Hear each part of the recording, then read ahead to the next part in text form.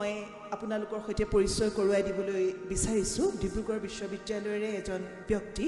তেখেত হৈছে জয়ন্ত গগৈদেৱ। তেখেতক মই মঞ্চলৈ আগবাঢ়ি আহিবলৈ অনুৰোধ জনাইছোঁ। তেখেতে আজি কবিসকলক একোজোপা গছ, তেখেতে বৃক্ষপ্ৰেমী আৰু তেখেতে একোজোপা গছ উপহাৰ স্বৰূপে দিবলৈ লৈ আহিছে।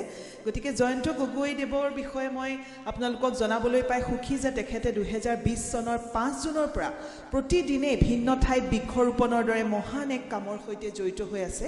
আৰু আজিও তেখেতে এই অনুষ্ঠানটিত প্ৰত্যেকজন কবিকে নিজৰ তৰফৰ পৰা একোজোপা গছ উপহাৰ দিবলৈ আগবাঢ়ি আহিছে। তেখেতক আমাৰ তৰফৰ পৰা এখনি আৰনাই আৰু এটি স্মাৰকে সম্বৰ্ধনা জ্ঞাপন কৰিছোঁ। আৰু এই আপোনাৰ মহান যাত্ৰাৰ বাবে আমি শুভকামনা জ্ঞাপন কৰিছোঁ। আপোনাৰ এই যাত্ৰাই হয়তো অস্বীকৃত, কিন্তু এদিন সমাজখনৰ কাৰণে যে কিমান এটা ডাঙৰ উপহাৰ সেয়া সকলোৱে উপলব্ধি কৰিব। তেখেতে একোজোপা গছপুলি আমাৰ কবিসকললৈ বুলি লৈ আহিছে খুব হেঁপাহেৰে। আৰু এয়া তেখেতে লৈ আহিছে আজি নাহৰ পুলি আৰু কি পুলি আনিছে বাৰু? আৰু বকুল, নাহৰ আৰু বকুল। গতিকে সুন্দৰ পুলি আমাৰ কবিসকলৰ বাবে লৈ আহিছে। একোটিকৈ পুলি তেখেতৰ জৰিয়তে আগবঢ়াইছে। প্ৰকৃতিখন সুন্দৰ কৰি ৰখাৰ এক সুন্দৰ প্ৰয়াস।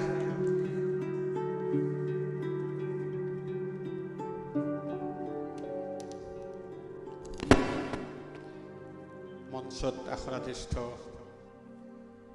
জ্যেষ্ঠ কনিষ্ঠ সকলো কবি, এটা কবিতা আনিছোঁ। কবিতাটো এই পাৰিপাৰ্শ্বিকতাৰ আৰম্ভ হোৱাৰ আগতে লিখা, কেতিয়া লিখা পাহৰিলোঁ। গাঁৱত খৰাং হৈছিল আৰু তেতিয়া যিটো দুৰৱস্থা হৈছিল, অকণমান দুৰৱস্থা বুলিয়ে কৈছোঁ, তেতিয়া লিখিছিলোঁ। কবিতা হয় নে নহয় নাজানো। কবিতাটোৰ নাম দিছিলোঁ আহিল বৰষুণ জাক। আহিল বৰষুণ জাক। বহুত দিন বতৰ খৰাং, কেৱল ধূলি আৰু ধূলি চাৰিওফালে। বাটৰ কাষৰ গছলতা বাদেই পথাৰৰ মাজত থকা গছ কেইজোপাতো ধূলিৰ চামনি। ঘাঁহ বনবোৰ শুকাবলৈ আৰম্ভ কৰিছে। চৰণীয়া পথাৰত ঘাঁহ বিচাৰি গৰু ছাগলীবোৰ পথাৰৰ মাজত থকা একমাত্ৰ গছজোপা তলত চকু মুদি শুইছে। সিহঁতৰো মনবোৰ মৰা। কিছুমানে দীঘল দীঘল উশাহ লৈ ফোপাইছে। জুমটোত ভাগ্যে পোৱালি কম। আগতে এইজোপা গছৰ উপৰিও দূৰে দূৰে বহুত গছ আছিল। তাৰ তলতে চকু মুদি মুখেৰে ফেৰ ওলাই যোৱাকৈ গৰুবোৰে বৰ সন্তুষ্টিৰে ঘাঁহ পাগলিছিল। এতিয়া শুকান চকুৰ পৰা লোটক বাগৰি অহাৰ দাগ স্পষ্ট। তাকে দেখি ওচৰলৈ যোৱা 2-4জন গিৰিহঁতেও চকুলো টুকিছে। সিহঁতৰ গোধনৰ গলধনত ধৰি মৰমৰ গোধনকেইটাক একো সহায় কৰিব নোৱাৰি। এনেকুৱা আৰু হোৱা নাছিল দেই। চকুৰ আগতেই সকলো হেৰুৱাম বুলি এজনে হুক হুকাই কান্দিয়েই দিলে। এই দায়িত্ব নেপায় নহয়। সকলোৰে একেই অৱস্থা। কম বয়সে এজনৰ বুজনি। মানুহবোৰো গোমা হৈ গৰু জুমৰ কাষে কাষে বহি তলমূৰ কৰে। গৰুবোৰেও মৰমৰ উমান পাই সিহঁতৰ কাণ গলধন গাল মানুহবোৰৰ হাতত ঘঁহাই দিছে। কিবা এক শোকাকুল নিজাম ভয়াল পৰিৱেশ। আহিব ৰাতিলৈ বৰষুণ জাক আহিব, চাবি। ভগৱানৰ আৰু দয়া মায়া নাই নেকি? এজনৰ আশা ভৰা মাত। মনত পৰা দিনৰে পৰা আৰু এনেকুৱা নাই দেখা দেই। এজনে আকৌ ভগৱানকে দুখিলে। গোটেইবোৰ গছ বন কাটি এফালৰ পৰা ভয়ংকৰ কৰি নিলে। এতিয়া হাইৱে বিৱেখন কৰি কি হ'ব? এনেকুৱা নহয় কি হ'ব? এজোপা কাটিলে 10 জোপা ৰুব লাগে বুলি কোৱা, সেইবোৰ চব মিছা। সঁচা সঁচিকৈ গছ ৰুব লাগে, ক'বলৈ নহয়। আৰু দুদিনমান হ'লে খোৱা পানী টোপাৰ কাৰণেও হাহাকাৰ কৰি মৰিব লাগিব। সেয়া ডেকা এজনৰ উষ্মা।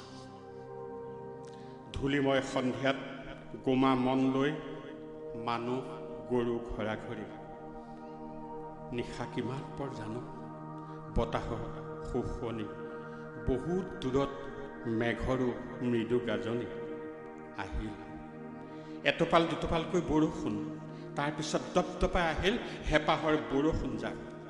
কিন্তু বহুতে গমেই নাপালে। দিনটোৰ গৰম আৰু ভাগৰত লালকালটি শুলেহে বহুতে। সাৰ পাই থকা কিছুমানে বাঁহৰ চাঙৰ বিচনাখনতে বহিয়েই মনৰ সন্তুষ্টি আৰু আনন্দ প্ৰকাশ কৰিলে। ৰাতিপুৱা গছ লতা ঘাঁহ বন সকলো নিকা, আকাশ ফৰকাল, সুন্দৰ নীলা।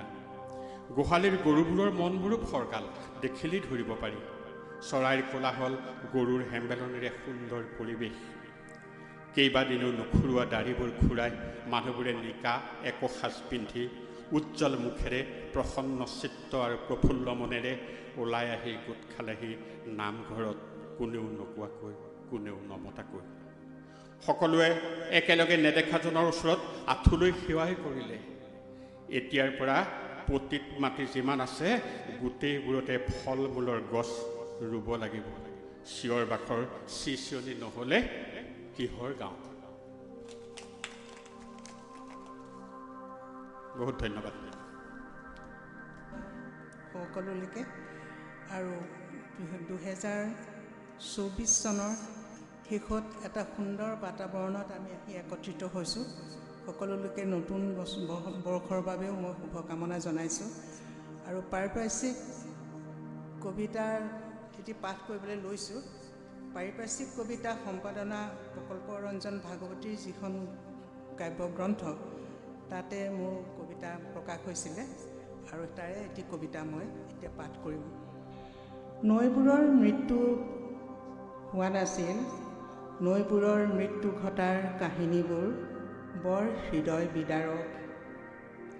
কিছু নদীৰ গতিপথ সলনি কৰিছিল মানুহে, দুয়োটা পাৰত বান্ধ বান্ধিছিল, বোৱতী নৈৰ পানী বন্দী কৰিছিল, নৈবোৰ শীৰ্ণৰ পৰা শীৰ্ণতৰ হৈ গৈছিল।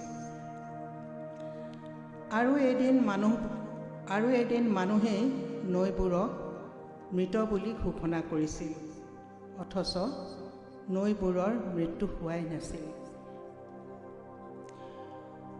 যিখন নৈ যুগ যুগান্তৰ ধৰি বৈ গৈছিল, নৈখনৰ বুকুত ৰঙা নীলা শিলবোৰ, বালিচন্দাবোৰ জিলিকিছিল, ৰূপালী মাছে খুটিয়াইছিল শিলৰ বুকুৰ শেলুৱৈ।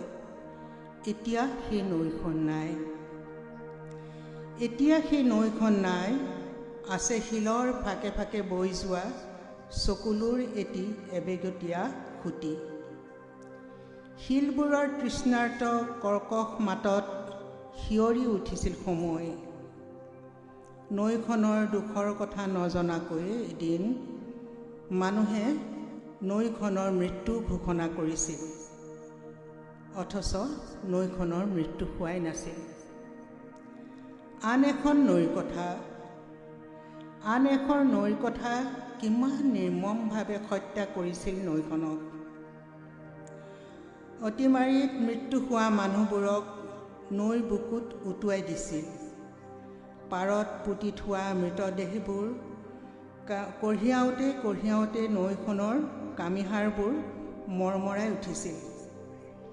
নগৰ চহৰ চাফ চিকুণ কৰাৰ নামত জীৱ জন্তুৰ গেলি পচি যোৱা শৱবোৰ, দুৰ্গন্ধময় আৱৰ্জনাবোৰ নৈৰ সোঁতত এৰিছিল নিৰ্বিকাৰে। আনহাতে মানুহজাকে নৈখনৰ প্ৰেমতো পৰিছিল, বন্দনা অৰ্চনাও কৰিছিল। আৰু মানুহেই মৃতক বুলি নৈখনক ঘোষণা কৰিছিল, অথচ নৈখনৰ মৃত্যু হোৱাই নাছিল। ধন্যবাদ।